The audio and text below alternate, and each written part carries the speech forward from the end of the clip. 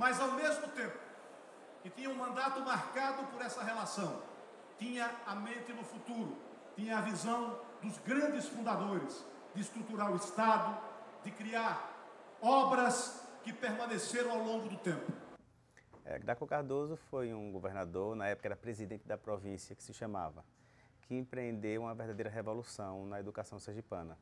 Então, vários prédios foram edificados em Sergipe com essa tipologia que tem o Ateneu Pedro II, né, que são edificações de característica eclética, onde no frontão principal sempre tinha uma águia como marca do governo dele, né? E aí várias escolas foram construídas no estado e o símbolo maior dessas escolas foi o Colégio Ateneu Pedro II, que foi inaugurado em 1926. Eu aprendi a admirar Graco Cardoso quando aos 7 anos de idade contemplei a águia de asas abertas e alguma professora que eu não me lembro mais me disse: Marcelo, é o símbolo das obras do governador Graco Cardoso.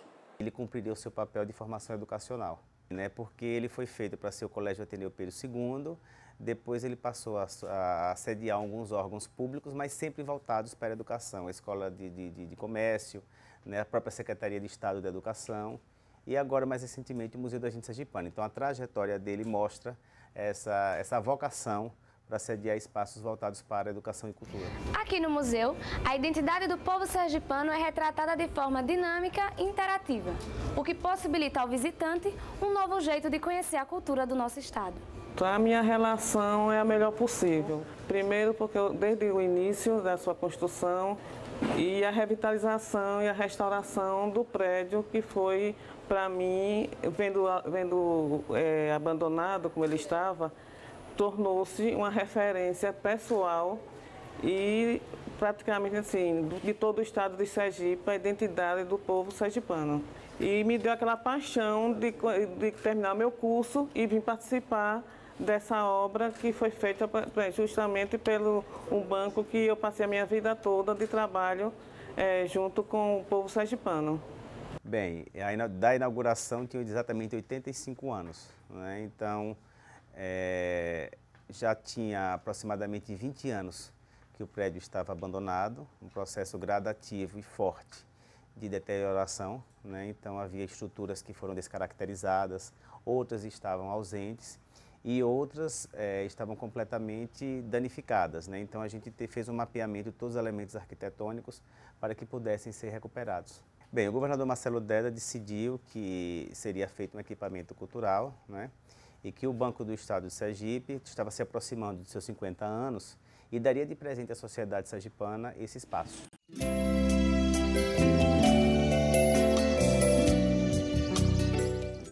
Porque o que foi feito aqui, além da restauração dos elementos arquitetônicos originais, teve uma intervenção contemporânea para abrigar essa parte administrativa, que é a sede do Instituto Banese, né? Que é o órgão gestor, inclusive, do próprio museu. Bem, essa edificação, ela marca o cenário urbano de Aracaju, né? Então, mesmo no processo gradativo de deterioração, já havia críticas em cima disso, né?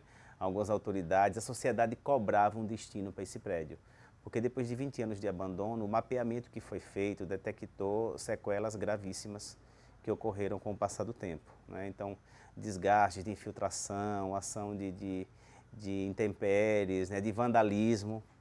Muita coisa descaracterizou o prédio maciçamente, né? Então esse mapeamento que a gente fez foi possível através também de fotografias antigas, depoimentos de pessoas que estudaram aqui, que vivenciaram a edificação. Todo esse mapeamento serviu de base para que a gente pudesse elaborar o projeto de restauro. Bom, a impressão que eu tive é que, começando pela arquitetura, uma arquitetura da época da República, que surgiu uma harmonia no contraste com o moderno, né? Isso aí eu fiquei encantado com. E o fato de ter um grande acervo cultural de informação da parte histórica, né? do Estado.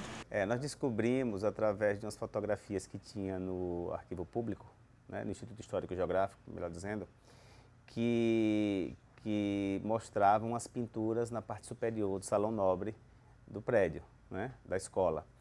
E fizemos a prospecção da pintura e descobrimos, através de 13 camadas de tinta, que havia pintura parietal, né, as pinturas históricas originais, que foram integralmente recuperadas e estão aí como testemunho da história, a relação do período que o prédio foi inaugurado. A escada, o registro que a gente tem, ela era de alvenaria, certo? Só que o piso era de mármore branco. E aí fizemos a recomposição de todo o corrimão, não é? De madeira torneada, e aí o piso fizemos uma mudança porque o mármore branco estava muito desgastado, não tinha condição mais de aproveitá-lo. Queria saber a importância do museu para a preservação da cultura aqui em Sergipe. Olha, a gente acredita que o patrimônio cultural aqui no museu, ele tem uma dimensão, sobretudo, essa casa, que era uma casa que recebia estudantes, ela está sendo restaurada não apenas como um monumento, mas como um espaço em que os estudantes estão vindo para cá para conhecer melhor a cultura sergipana, para experimentar a cultura sergipana. Então, o que a gente tem visto cerca de 25% da nossa visitação é formada por estudantes. Então, eu creio que essa casa que funcionou um dia como uma escola, ela hoje está se mantendo viva e está mantendo vivo o patrimônio cultural sergipano, trazendo essas novas gerações para conhecer melhor, para experimentar essa cultura popular que é a alma do povo sergipano. E o que é que esse museu oferece diferente de tantos outros museus que a gente vê por aí, a questão da interatividade, os multimeios? Eu creio que o mais interessante dele é a possibilidade da pessoa experimentar a cultura, né? O museu tenta dar às pessoas a oportunidade de se ver vestido de brincante, de jogar amarelinha e conhecer os festejos populares do estado, de ver essa cultura mais simples da feira, da cultura do fumo, da agricultura, sendo colocada num patamar tecnológico, né? Sendo colocada nesse mundo contemporâneo, nesse mundo tecnológico. Então, eu creio que o museu aproxima a tradição e a contemporaneidade. Eu creio que essa talvez seja a grande contribuição, o grande trunfo desse museu, que ele coloca a cultura tradicional dentro de um recorte contemporâneo, um recorte tecnológico. A Editora Abril, através da revista Arquitetura e Construção, ela premia os melhores projetos em diversas áreas da arquitetura. No nosso caso, o Museu da Gente Sergipana foi eleito como o melhor projeto de restauração do Brasil em 2012. Então, a premiação como melhor projeto de restauração foi do museu, que concorreu com quase 500 projetos, ficou entre os 3 finalistas e foi o primeiro. Uma coisa importante para se falar é que a gente fala muito no prédio, né, que realmente é uma referência da arquitetura sergipana do século XX, mas é importante dizer também que ele não é só um prédio bonito, né, ele é um prédio que tem uma ligação com a educação muito forte e que isso é o que dá o sentido a ele. E eu acho que esse é o grande trunfo desse espaço. As pessoas se sentem representadas. Há uma relação de identidade, de espelho, né? Então é um espaço onde o sergipano se reconhece e onde o turista pode chegar aqui e entender o que é ser sergipano. Como visitante, a arquitetura é maravilhosa, o espaço é amplo, são bem conservados. Eu pude perceber aqui que traz muitos conhecimentos aos alunos. Por quê? Eu sou de uma cidade lá, sou professora de uma escola municipal lá do interior de Alagoas e eu tive a oportunidade hoje de trazer os meus alunos para participar, para visualizar, para observar, para conhecer um pouco da história de Sergipe, até mesmo porque este patrimônio aqui é assim, um espaço cultural que proporciona assim, muitos conhecimentos aos estudantes de modo geral. Isso ajuda muito aos alunos. Bom, diferente de todos os outros, é um espaço assim, ultra mega moderno, do meu ponto de vista, porque assim, retrata muito a questão da modernidade, porque eu estava acostumada a visitar museus onde retratavam muitas histórias antigas, mas com um aspecto muito antigo. Hoje a gente pode trazer um jovem, vários jovens, porque este museu ele faz com que os jovens se sintam mais em casa, se sintam mais confiantes, porque, por exemplo, eles podem até manusear alguns instrumentos, a questão de fotografias, por exemplo, podem fotografar, eles podem interagir com isso de modo geral. Até hoje a gente recebe pessoas de fora do estado, né, e daqui que vêm ver o que foi feito, né, ver o resultado e que se emocionam com esse processo de transformação e, de certa forma, de manter esse aspecto educacional da edificação, né? Porque o museu é educação, é cultura, né? E essas pessoas testemunharam tanto o processo áureo da edificação, depois o completo abandono e agora elas vêm ao museu comemorar conosco o retorno dele, né, com muita força, com muito vigor para a sociedade sergipana.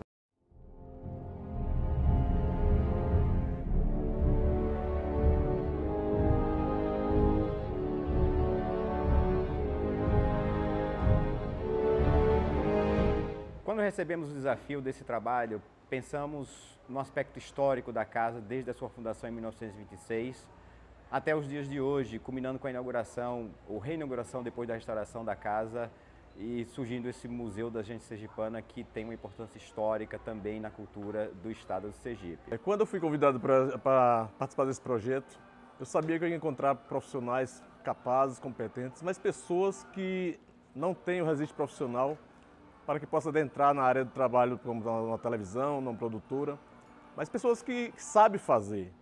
A minha preocupação inicial, quando a gente veio realizar esse trabalho hoje aqui, foi realmente fotografar todo o processo criativo que acontece por trás das câmeras. Eu não foquei na fachada, não foquei em todo o processo da casa do museu. O que eu quis focar foi o elemento humano que está por trás das câmeras, fazendo que esse trabalho aconteça.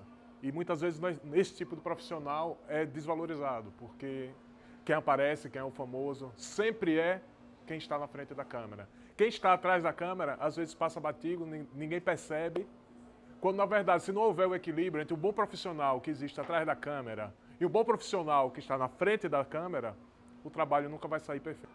Essas pessoas que estão participando desse curso é porque realmente vive, convive, come, bebe esta área, que é a área de repórter cinematográfico. A nossa escolha, que foi o Museu da Gente, para falar um pouco do passado, do presente e do futuro.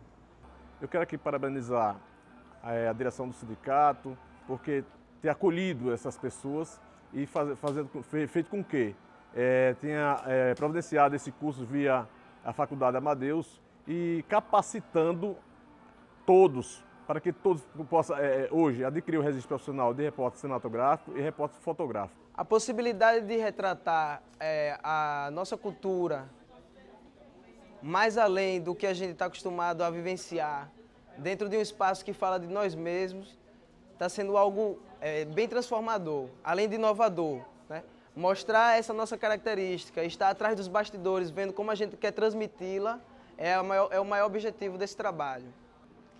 Eu queria agradecer pela oportunidade de estar aqui gravando com essas pessoas maravilhosas e animadas e dizer que eu me envolvi muito na produção da matéria aqui, fiquei muito feliz por participar, tanto porque eu não conhecia essa estrutura, sempre passo pela frente e nunca entrei aqui para conhecer, foi uma oportunidade de conhecer e de principalmente aprimorar os meus conhecimentos. E como disse o colega, talvez a gente não seja assim tão bem visto, né, aos olhos da comunidade, mas que a imagem que chega na sua casa é a imagem desse profissional. Esse profissional que está atrás das câmeras e faz com que essa imagem chegue à sua casa. E a gente é passado despercebido. Então, parabéns aos alunos, os formandos e que toque o barco, porque realmente é uma profissão valorosa.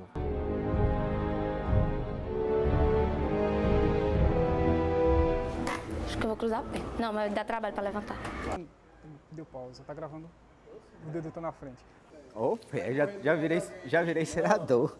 Foi? Bang, tá bom demais.